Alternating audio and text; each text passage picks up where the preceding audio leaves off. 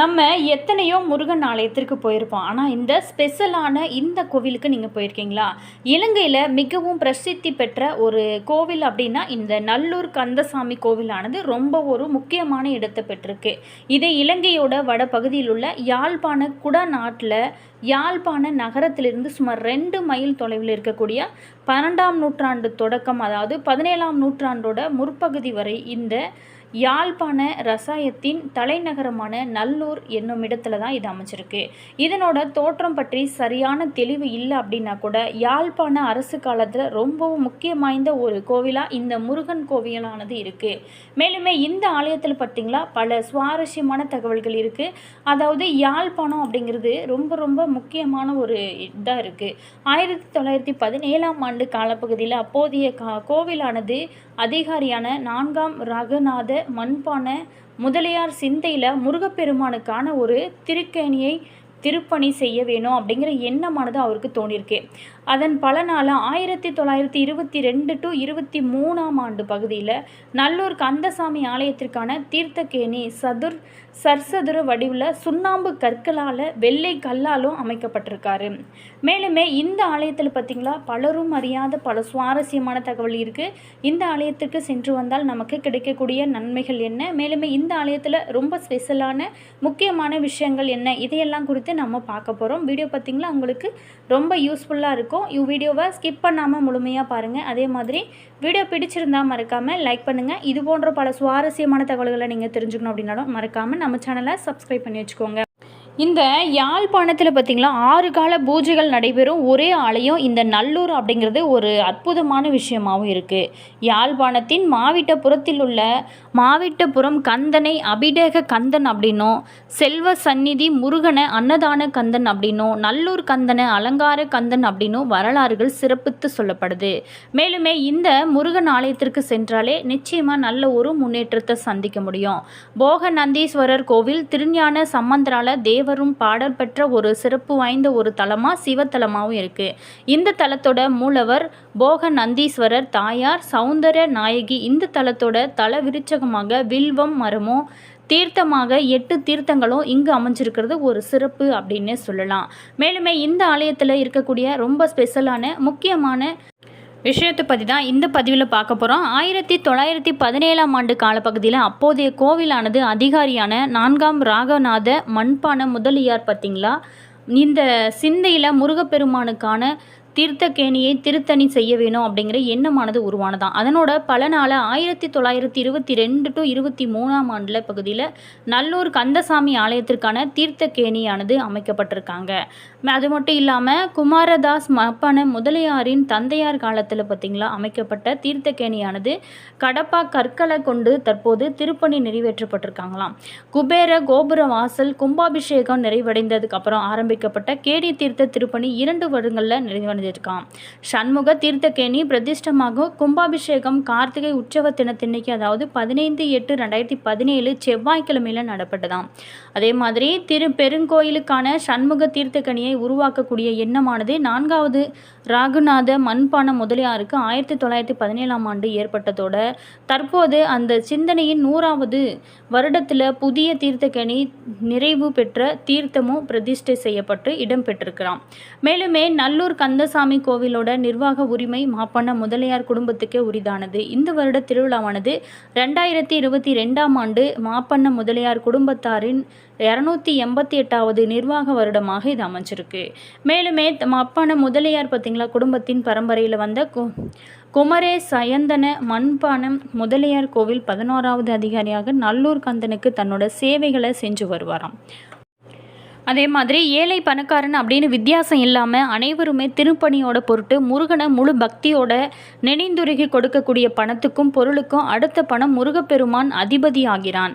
தனக்கு தேவைப்படுகிற திருப்பணிகளை வருட வருடம் நிறைவேற்றும் சர்வ வல்லமை நிரம்பியவன் நல்லூர் கந்தன் அப்படின்னு போற்றப்படுது. அதனால தான் அவன் பார்த்திங்களா ஆலயத்திற்கு பெருங்கோயில் அப்படிங்கிற ஒரு சிறப்புமே இந்த ஆலயத்திற்கு கிடைத்திருக்கு. பக்தர்கள் பக்தியால் உருகி முருகனுக்கு நேர்த்தி வைத்து கொடுக்கக்கூடிய ஒவ்வொரு பொருட் தங்கமும் ஒன்று சேர்க்கப்பட்டு முருகப்பெருமானுமான புதிய தோர் நகையாக மாற்றம் பெற்று அழகனை அலங்கரிக்கக்கூடிய ஒரு சிறப்பு நல்லூருக்கு மட்டும் உரிதானது அப்படின்னு சொல்லப்படுது.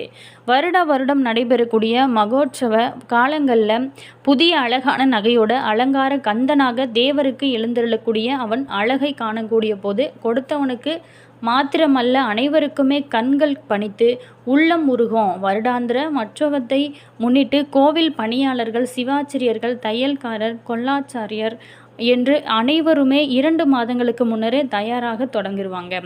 மேலுமே இது ரொம்ப சிறப்பாக நடைபெற்றால் கூட திருவிழாக்களுக்கும் அபிடேகங்களுக்கும் குறைந்த அளவான கட்டணமே உபகாரியங்களிடம் இருந்து பெறப்படும்.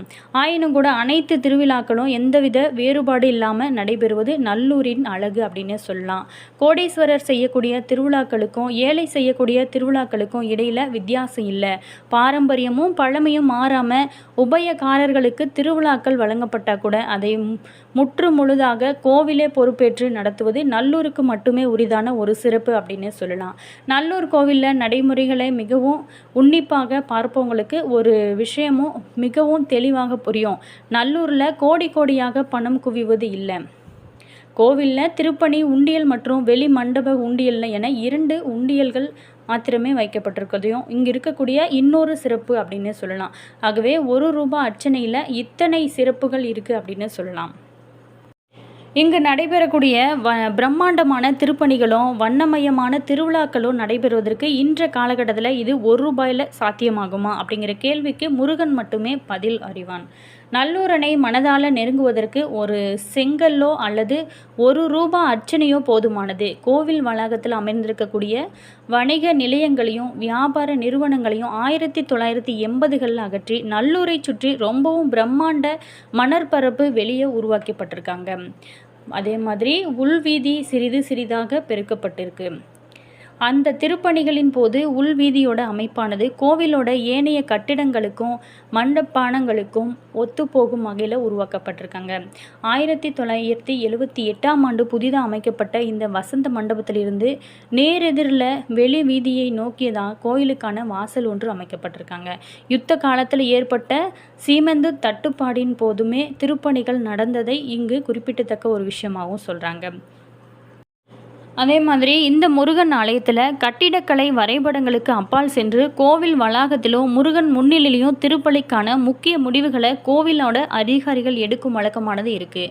இந்த வழக்கம் உலகில் இருக்கக்கூடிய எந்த கோவிலும் இல்லாத ஒரு வழக்கம் அப்படிங்கிறது. ரொம்ப முக்கிய முடிவுகளை முருகனை எடுப்பார் அப்படிங்கிறது ஒரு ஐதீகமாகவும் இருக்குது. கோவிலோட திருப்பணிகளை கோவில் வளாகத்தில் வைத்து நிறைவேற்றுவதை எப்பொழுதுமே கோவில் நிர்வாகத்தினர் ஊக்கப்படுத்துவாங்க. இந்த திருப்பணிகளின் போது பார்த்திங்களா பணியாட்கள் பணத்தை மாத்திரம் இலக்கு வைக்காம பக்தியை முதன்மைப்படுத்தும் பொருட்டும் கோவில் வளர்ச்சியின் பொருட்டும் வேலை கட்டுப்பாடு மற்றும் உடை கட்டுப்பாடு அப்படிங்கிறதுல சில விதிமுறைகளை ரொம்பவும் இறுக்கமாக பின்பற்றக்கூடியவங்க. மேலுமே இந்த ஆலயத்திற்கு சென்றாலே நிச்சயமாக நல்ல ஒரு வாழ்க்கையில் முன்னேற்றம் கிடைக்கும்.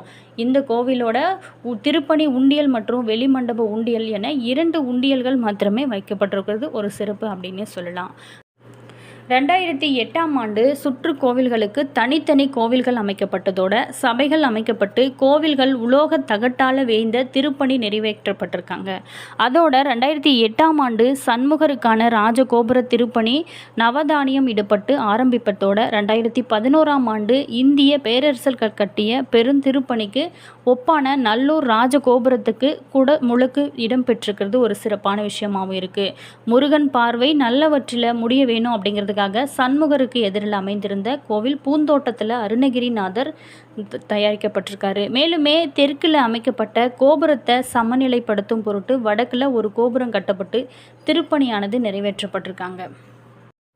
இந்த நல்லூர் கந்தன் முருகனை செவ்வாய்க்கிழமை சஷ்டி திதியில் விரதம் இருந்து செவ்வரளி பூக்களால் அலங்கரித்து 6 நெய் தீபங்கள் ஏற்றி கந்த சஷ்டி கவசம் பாடி மனமுருக வழிபட வேணும்.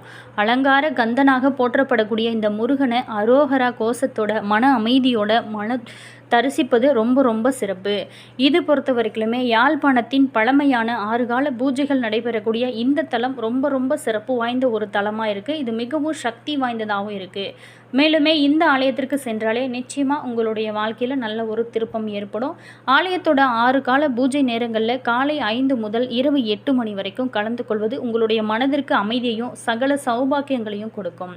அதே மாதிரி இந்த ஆலயத்தில் நேர்த்தி கடன் பத்தமாக காவடி தூக்குறது, அங்க பிரதர்சனம், அர்ச்சனை செய்தல் போன்றவை எல்லாமே ரொம்ப சிறப்பாக செய்வாங்க. கந்த சஷ்டி கவசம், கந்தர் அலங்காரம், கந்தர் அனுபூதி போன்ற பாடல்களை பாடி நீங்கள் வழிபடுவது ரொம்ப ரொம்ப சிறப்பு.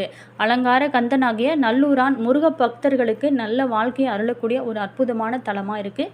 முடிஞ்சவங்க கண்டிப்பாக இந்த ஆலயத்திற்கு போயிட்டு வாங்க, நல்ல ஒரு முன்னேற்றம் இருக்கும். முருகன் அப்படின்னாலே அழகன், நல்லூர் கந்தன் அப்படின்றாலே அலங்கார கந்தன் அப்படின்னு பொருள். அதாவது கந்தனை காவர் கந்தன் அப்படின்னும், செல்வ சந்நிதி யானை அன்னதான கந்தன் அப்படின்னும் அழைப்பது போல நல்லூரனை முருக பக்தர்கள் அலங்கார கந்தன் அப்படின்னு அழைப்பதும் இருக்குது.